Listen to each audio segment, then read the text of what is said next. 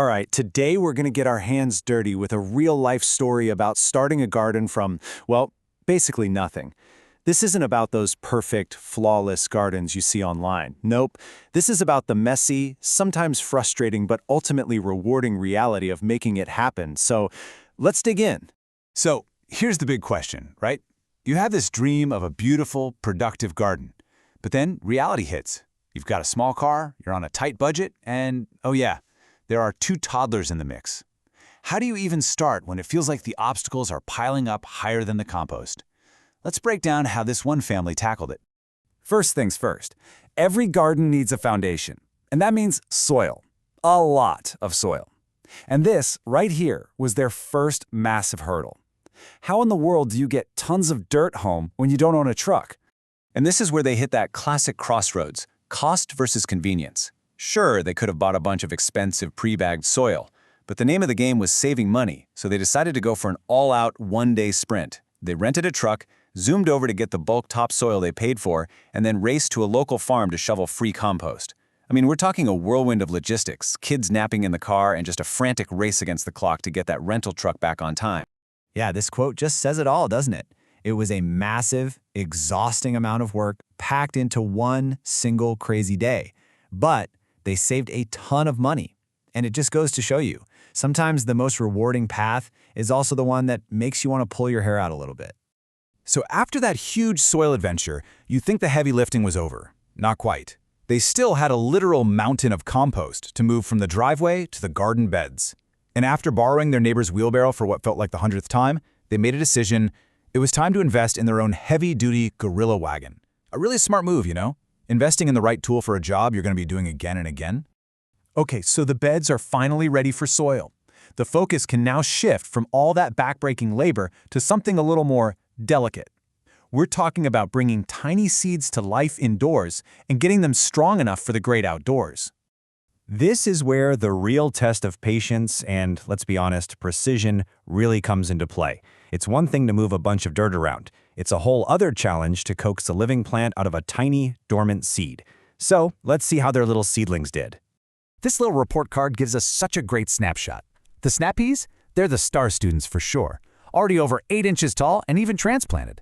They had a little run-in with mold, but they pulled through. The onions are doing okay, getting tall, but they're still a bit flimsy. And then there's the lavender. Ah, the lavender. A classic lesson in what can go wrong. Almost 4 weeks and nothing. The suspect? Soil that was probably way too wet. Now, you remember how I mentioned those onions were getting blown over by a fan? That might sound weird, but it's actually a crucial part of a process called hardening off. Before you can just throw your delicate indoor seedlings out into the wild, you gotta toughen them up. That fan is basically simulating wind, forcing the stems to get stronger so they don't just snap in half on the first breezy day. Pretty clever, right?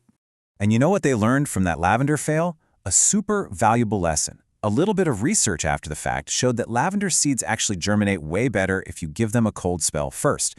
Basically, you just chill them in the fridge. It's such a perfect example of how, in gardening, you really do learn as you grow.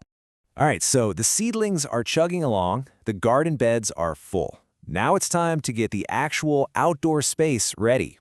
We've got to build the infrastructure for these plants to move into their forever home.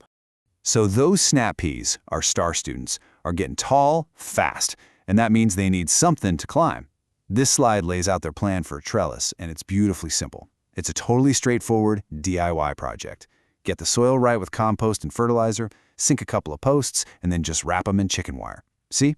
A clear plan makes any project feel way more manageable. But just as one plan is coming together perfectly, another one, well, it blows apart. I mean that literally.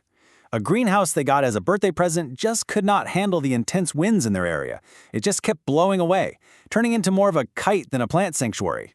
And this is where the real problem-solving kicks in. Instead of just giving up on the greenhouse, they got creative. They engineered a solution. To weigh it down, they actually cemented the posts into 5-gallon buckets. Brilliant! They reinforced the whole frame by gluing the joints together. And the final step is to just patch up the tears in the plastic. It's such a great example of grit and ingenuity. So we've seen the hard labor, the delicate science, the creative problem solving, but what's the whole point of all this? At the end of the day, it all comes back to family. This quote, man, this really gets to the very heart of the entire project. It's not about creating a magazine-perfect garden on some strict timeline. It's about finding those little pockets of time, on a weekend, late at night after the kids are asleep, to build something together and to just be present. The garden is the activity, but the real purpose is that quality family time. So how do you actually do that with a 1-year-old and a 2.5-year-old running around? Well, this slide has some fantastic real-world advice.